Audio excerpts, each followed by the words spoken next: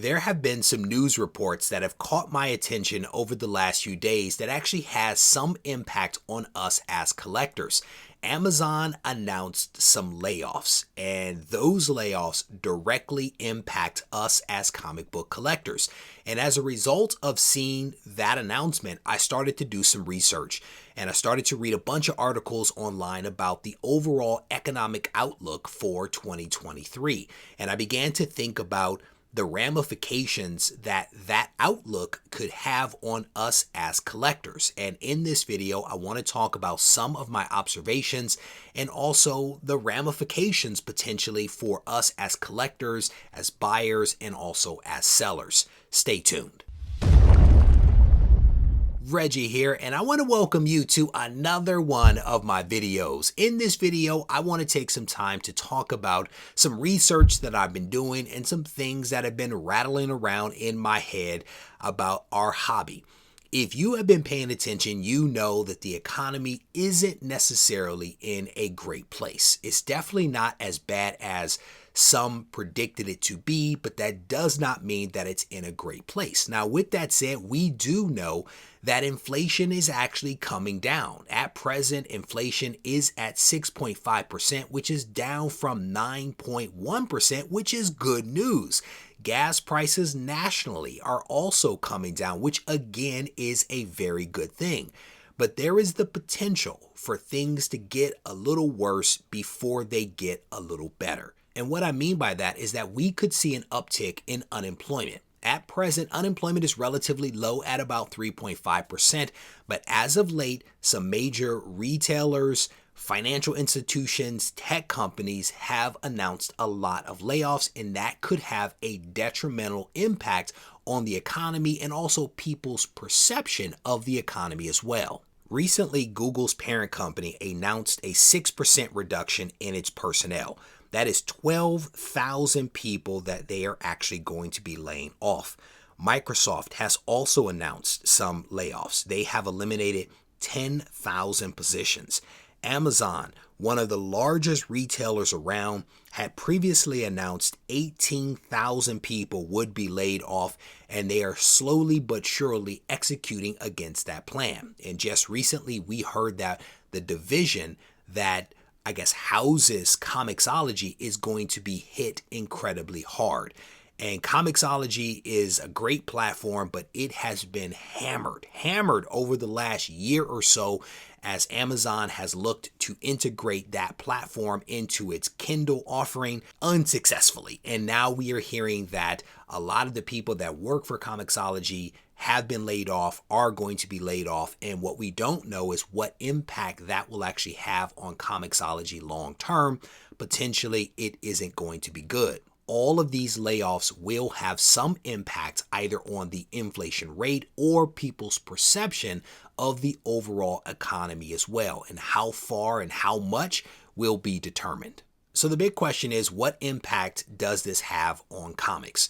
The reality is that it could have a huge impact. And I say that because comics are purchased with discretionary funds, the money that is left over after you pay for other things. And if there is less of that money, either because you don't have a job or you fear losing your job, or you just don't have it because you're spending it on other things, then that means that there is less money to be spent on comics and collectibles. And that, of course, has a detrimental impact. Now, that is potentially a good thing, depending upon where you sit as a collector, a speculator, an investor. There could be some benefits to you, if you will, and let's talk about some of those things.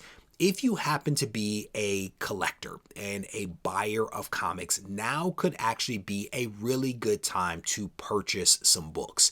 And I say that because prices are down. There is no doubt about that. I actually do an entire series here on the channel called Snag These Comics Now, in which I identify books that have seen their values come down. Awesome books that have seen their value actually come down. Now could be a good time to actually buy either individual books and or collections. A lot will depend upon your financial security and your level of disposable income. If you are a buyer, you also have the ability to be much more selective about where, how, and when you are spending your money.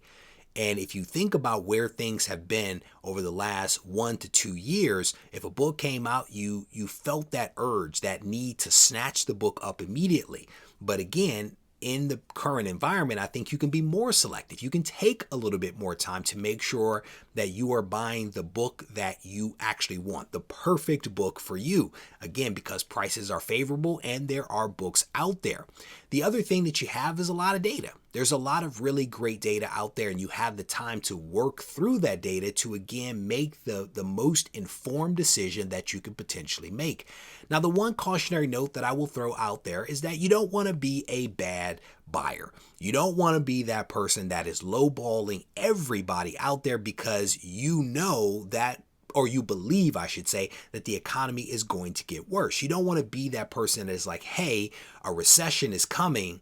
Why don't you sell me this book for hundreds less and get out now, right? You don't necessarily want to be that person. I mean, you could if that's the game that you want to play, but the reality is that you don't really know what's going to happen. Like, we can assume that things will potentially get worse, but they could also stabilize. I honestly don't know, but don't be a bad buyer.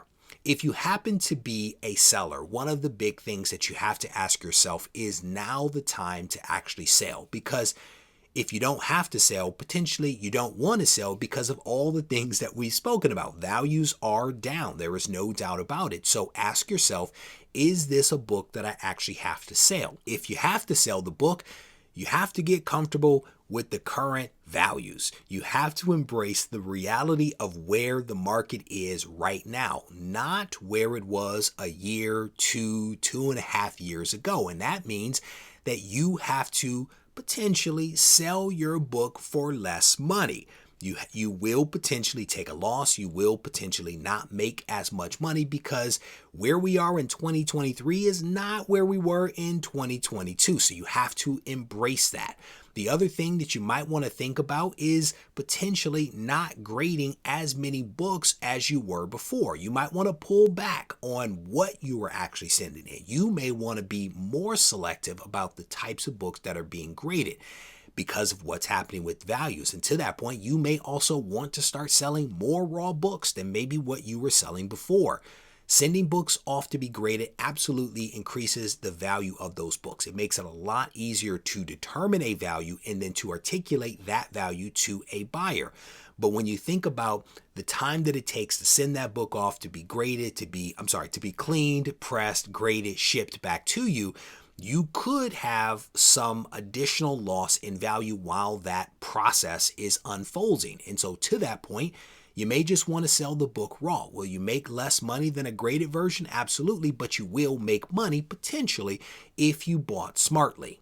As a seller, you might also want to look for the hidden gems in your collection. Maybe there are some books in your inventory that you've overlooked for one reason or another. Maybe now is the time to actually pull those books out. Maybe you start to buy more collections, again, because prices are low. And if you are in a position to buy, recognize that you may have to hold those books for a little bit longer, but that is perfectly fine and acceptable as long as you're doing so smartly.